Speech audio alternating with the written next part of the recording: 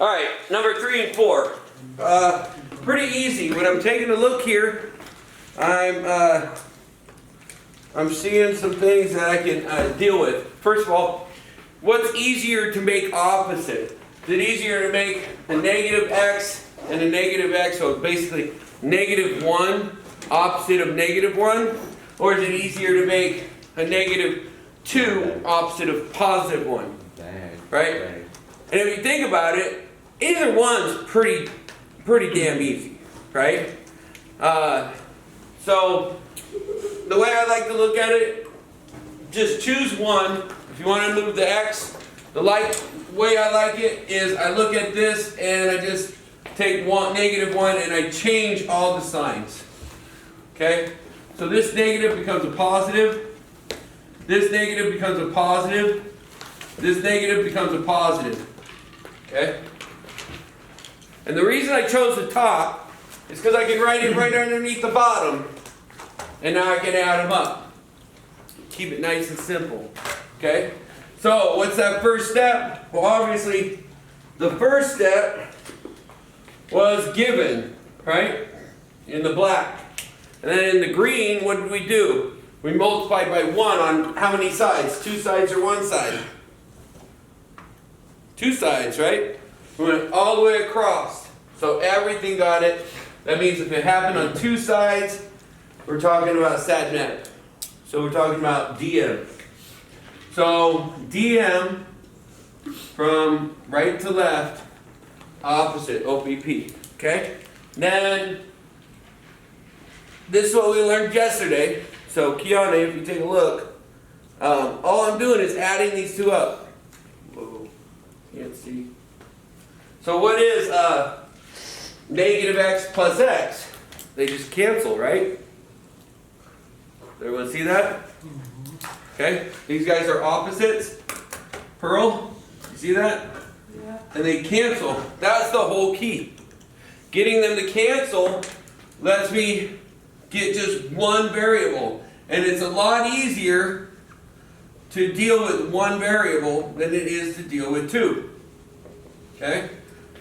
So I just add those 2 up. That's really crappy red. So I add those 2 up and I get 3y is equal to 24. Okay, 17 and 7 is 24. Y and 2y is 3y. Okay? And so what's that in the red? That we learned this one yesterday. Why can we add these up? Because the definition of linear combination. Okay? So the definition of linear, and we called it linear combo yesterday, yeah? Okay? Is that an F or a T? F. Def. Alright, cool. Alright, so then what? We want to solve for y, right? So how do you get y by itself? Come on, guys. Wake up. Pearl, put the phone away. Okay? Put the phone away. Get your pencil out. Or pen. You want some pens? Let's write this down. Take some notes. Guys, you've got to know how to do this. Okay? This is basic algebra. Basic algebra. We're going back to first semester. Right? You should have learned this in pre-algebra. Right? Then you learned it again this year. So by now, this far in the game, we should be able to say, we're going to divide by 3. Right? So, we're divided by 3 on both sides. And then 24 divided by 3? 8. Good. Alright, and so, what is that called? Yeah. Did I do it to one side or 2 sides? 2 sides, DM. So dm, good job. Okay, so we divide it, so it's dm. If we multiply, it's dm, right? So, right now, for you guys, these 2 column proofs are pretty straightforward, right? So we have half of our solution. We have y. Now we just got to find x. Okay? Now I can rewrite. I can do 2 things here. I could substitute it in. Now we taught that yesterday, right? But I also want to teach you guys another way, okay? So another way to deal with these is to rewrite what you had in the beginning, okay? Again, just given, okay? Negative x minus 2y equals negative 17. Negative x plus y equals 7.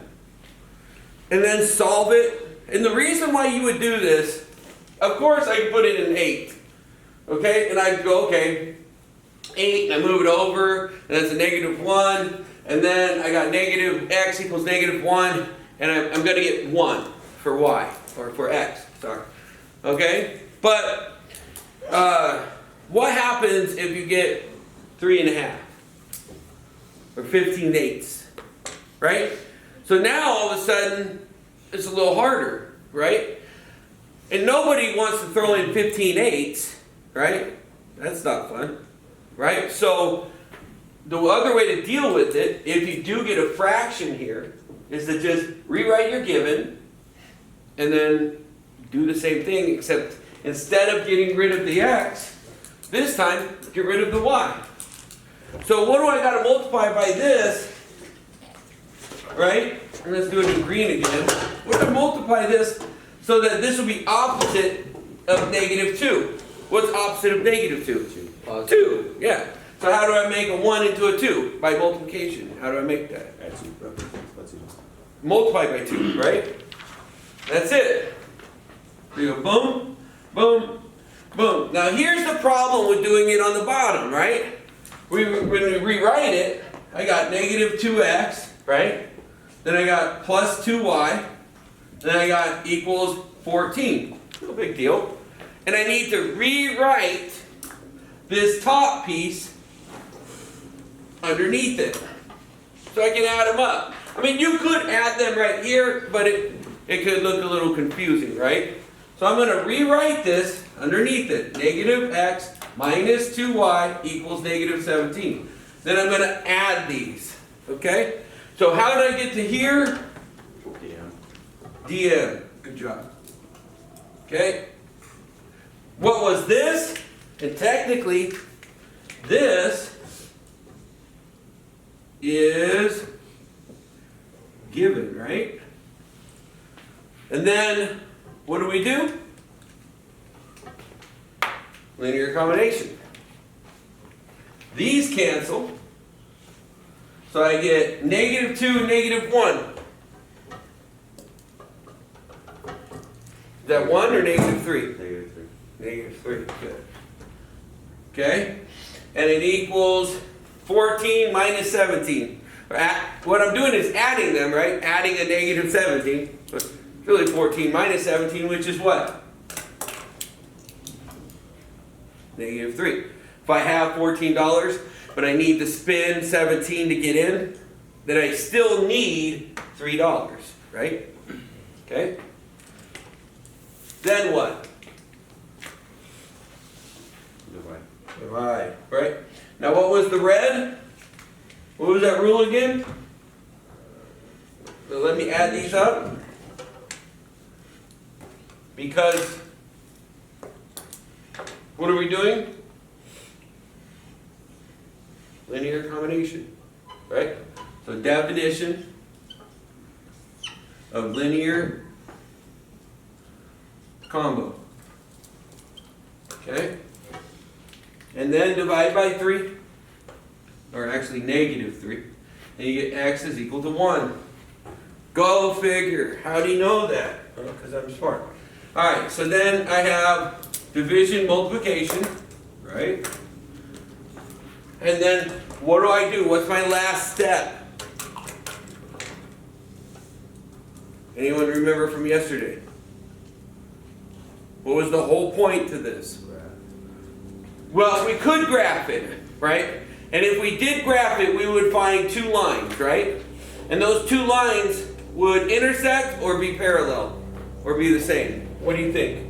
If you found a solution, do they intersect, are they parallel, or are they the same? Do you remember the rules? Yeah. How many solutions when they're parallel? None. No solution. Good. How many when they're the same? 2. Infinite. Right? As many as you want because they're the same. Right? But when they cross, there's 1. Exactly 1. And they meet at a point. The point is X and Y. Okay? So that's where this is coming from. That's what you're doing. You're coming up with this. It's called the intersection, right?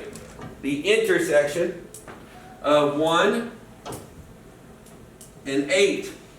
Okay? So at 1, 8, these two lines intersect.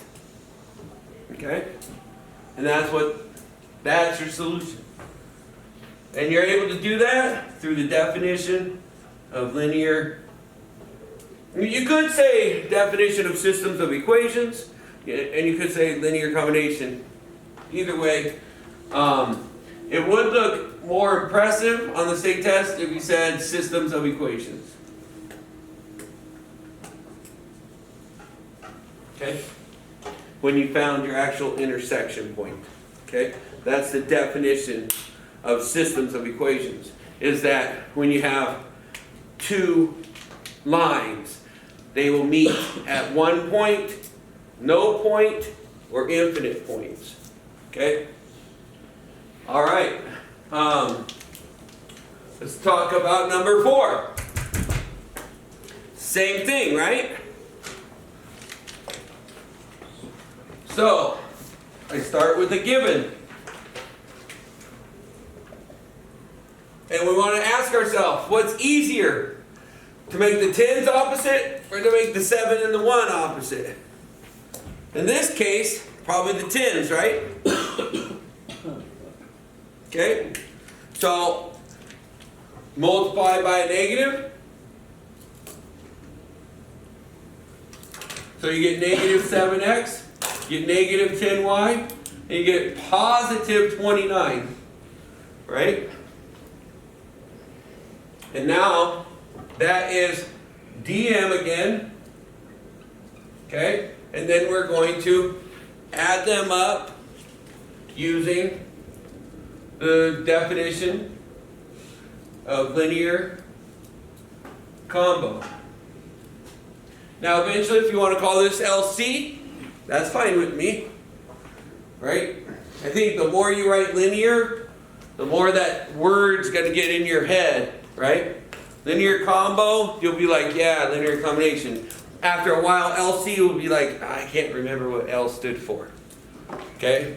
So, be careful when you make these symbols, right?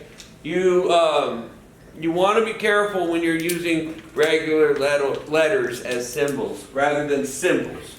Now this symbol is always going to mean intersection, no matter where you're at. If you're taking differential equations, if you're taking calculus at college, or you're at a high school level, this is always intersection. So that's the nice thing about symbols, and that's why we have them all up. Actually, they're over there now. Alright, so linear combination, what do? Negative 7 and 1. That gives me negative 6x. 13 and 29. That gives me, well, that would be 2. Carry the, what, 1? So that would be 12, right? Carry the 1. And you got 1, 2, and 2 is 4. That would be 42. Yeah? Okay, so how many times does 6 go into 42?